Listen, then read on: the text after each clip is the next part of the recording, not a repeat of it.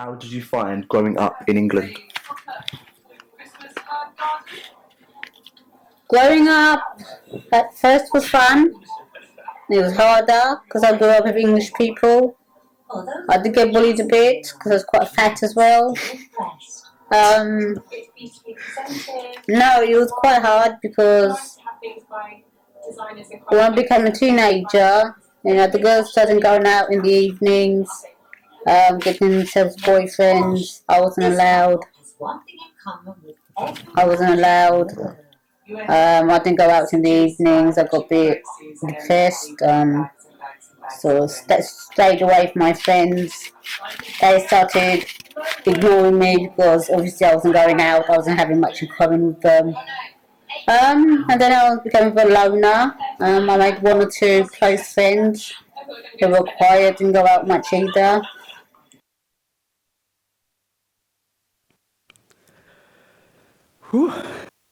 Hello, Durham. My name's Shaheen, and for 18 years of my life, I was Muslim. What you just heard was a snippet from an interview I conducted with my mum. Conducted similar interviews with my dad and Imam, within which I basically asked all the questions that I could have ever wanted to ask. And I learned a few things, to say the least. But before I get into that, I'll go into what I want this talk to be. We have a theme today of elephant in the room. And I suppose my elephant in the room would be some form of Islamophobia. But it's not the super extremist, Britain First-esque, all browns out of our country sort of attitudes that I want to address. What I want to try to do is humanize preconceptions you may have of Islam by providing a few case studies in the form of my parents, family, and Imam. I also want to try to bring you into this world and into the mindset of a group of Muslims / ex-Muslims and myself. I want to bring you into this world and show you this stark grayscale in faith, which was the biggest discovery I made in the interviews I conducted. And the reason I would like to do this is that we have an issue of integration currently in Britain, an issue of cohesion and understanding and acceptance between our multicultural communities. And so hopefully, by hearing about the experiences of Muslims at vast ends of solidarity and faith, we can become more understanding and accept the levels of integration that we're currently at. Now, at the end of this talk, I would like to also give you guys a little something to take away, which comes from my experiences in leaving Islam, a little something close to home, maybe. So shall we get started? I want to take you back to my A2 year, and it was around this age, I'm 18 years old, that inconsistencies began to appear. And one such inconsistency was that when I was learning what I needed to learn, it was told to me that the hair above my lip was frowned upon to grow, while the hair below my lip was preferred. Hence the title of the talk. Inconsistencies such as these coincided with university perfectly. Get out of Essex, get given some dollar and some freedom, and the entirety of my faith just falls away. I no longer associated myself with Islam. It was all fairly rapid. In these first few years of uni, when I was at home, began recording talks I'd have with my parents in order to have something verbatim to go off when I was trying to reconcile where the clashes in logic and ideology were occurring for things like this. After a while, I recorded these interviews and I unearthed a bit more than I perhaps expected to. Now, I mentioned at the start about this grayscale in faith. My mum sits perhaps around the middle, just above average in this scale. She grew up here. And she has most of those morals and values that she was brought up to hold. And I learned a few things from our interview, and one of these was that it was incredibly difficult for her growing up in what was the late 80s in Britain. And that may sound like an obvious statement, but let me expand.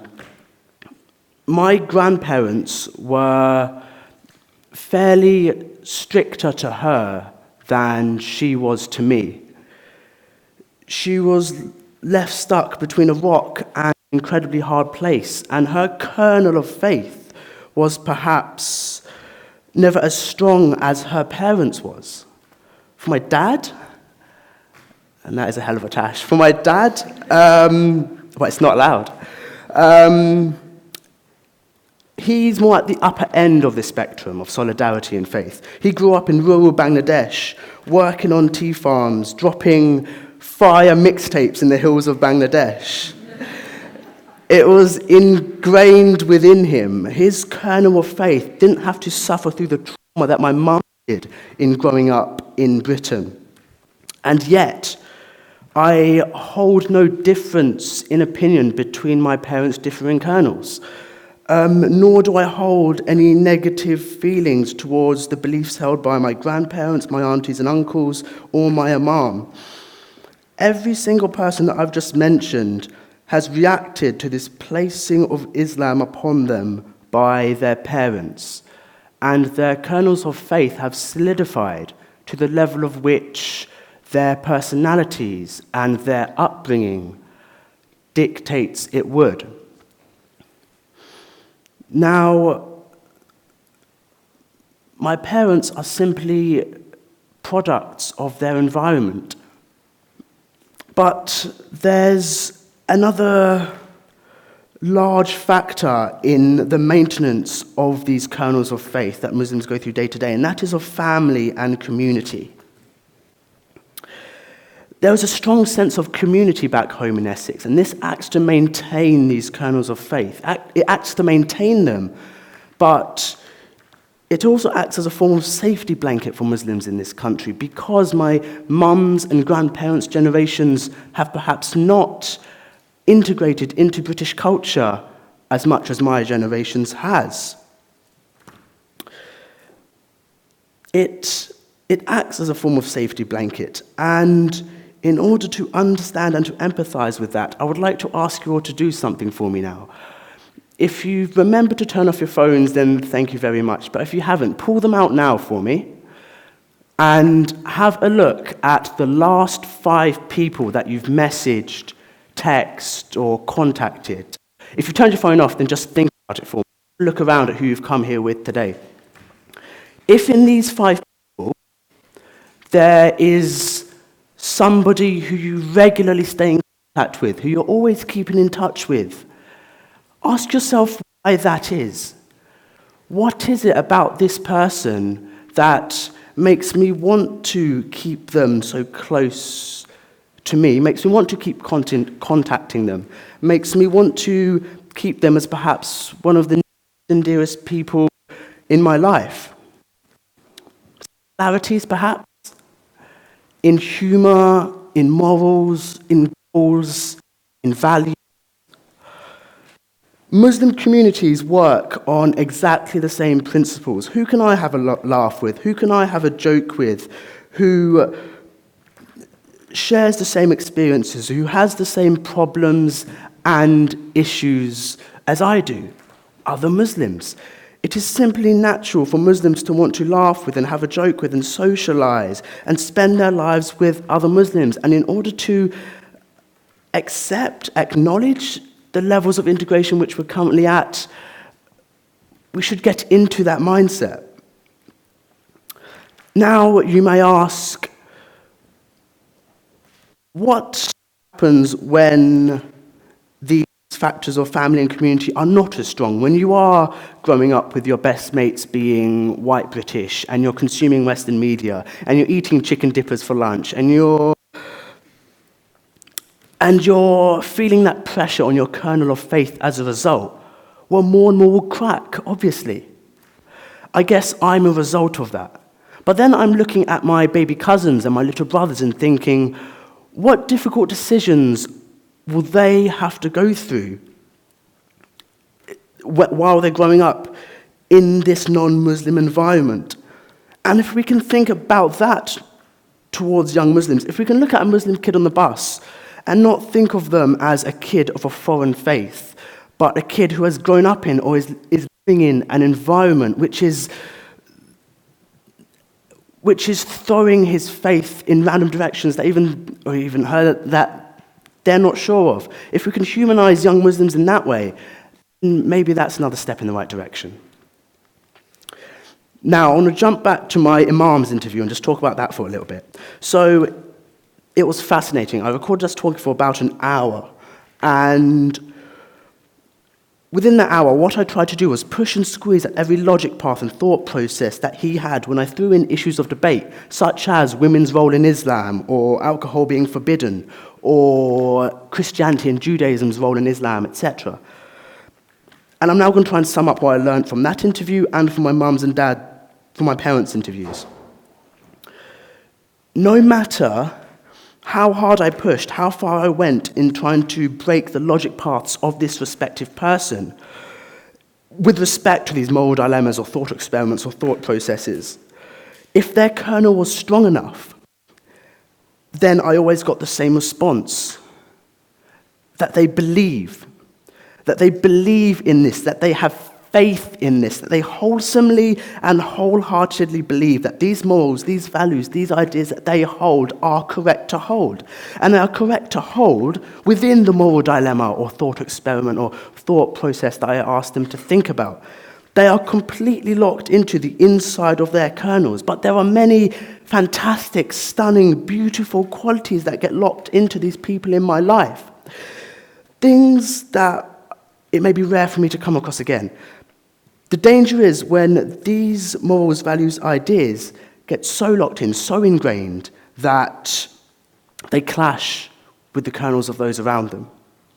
Now, I basically took sledgehammers to these kernels at times in these interviews, and most of the time, my hits just bounced straight back. But occasionally, I did see a few cracks appear. And I mean, for instance, when I went back home a few months after my mum's interview, she showed me a picture. I don't have it with me right now, but she showed me a picture, and it was of her at her first lunch with non-Muslim mates in over 20 years. And this was a few weeks after the interview. Clearly, that struck a nerve with her. Cracks had existed in her kernel, but I'm asking myself, what right do I have to start prying off this kernel? What right do I have to start taking sledgehammers to such a vital part of my nearest and dearest lives? And this is the dilemma in what is my role and maybe what is our role in coexisting with this religious group that I'd like us to think about. If we can ask ourselves, what role do I have? What right do I have to judge this group? Which for myself has stemmed from what right do I have to try and change the views of this group of my nearest and dearest? Then maybe that's another step in the right direction. I want to make a point about cohesion and how cohesion is limited. It is fundamentally limited because of what I got you to do a second ago. For a second ago, you guys pulled out your phones and you looked at who were the nearest and dearest in your lives. And you came to certain conclusions. Perhaps that these were people who were similar to you. On the whole, on the macroscopic scale, Muslim communities will look to hold those similar to them as their nearest and dearest. And in order to accept the levels of integration that we're currently at, we need to accept that these kernels have locked in a certain set of morals, values, and ideas that are just too different to coexist 100% of the time. It's limited, but should it be attempted?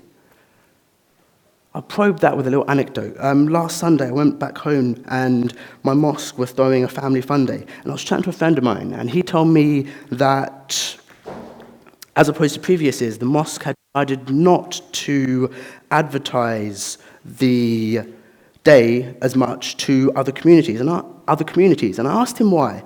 And he said that the mosque had felt like they were unsuccessful in their attempts to integrate, which is a sad conclusion to come to. But it's a realistic conclusion to come to, I feel. Is it so wrong that large areas of London are now heavily Muslim, and large areas of London are scarcely Muslim? If the communities can coexist peacefully, then so be it, almost. I'm not saying integration is possible, I'm saying there's an upper ceiling.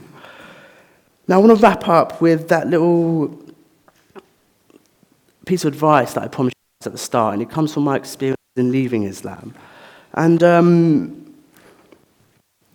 my experience in leaving Islam was not the easiest thing. Everything that you identify as gets stripped from you, and you're left lying there trying to reformulate your identity. But what can I compare leaving Islam to? Perhaps if you get out of a long-term relationship or a long-term job, you realize you can't go pro at that skill or with that instrument or with that sport. In all of these situations, you're tasked with reformulating who you are and how you identify yourself. And I have to say, I don't have the all-encompassing answer. You could submit all sorts of wishy-washy comments like, oh yeah, your time, you'll figure it out eventually, or dive into as much stuff as possible, or you do you and you'll find you. All sorts of random wishy-washy comments like that, but none of them are actually going to help you when you're in that situation trying to reformulate your identity. So what will?